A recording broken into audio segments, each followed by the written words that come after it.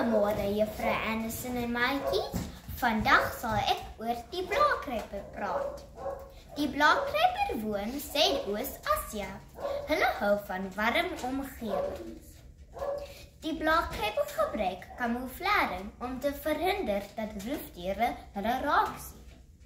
Die blaakryper het 'n plat liggaam. Hulle lyk soos blare.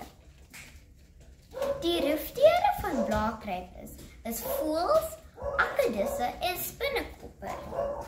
Die vroulike blaakrypers kan nie vlieg nie, maar die manlike blaakrypers kan 'n kort afstand vlieg. Hierdie insekte kan nuwe bene groei. Die vroulike blaakrypers kan eiers lê sonder die manlike blaakrypers.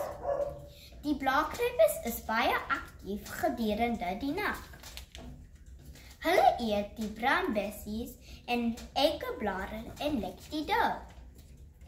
As jy 'n troeteldier wil hê, is 'n blaakryper 'n baie goeie keuse. Baie dankie.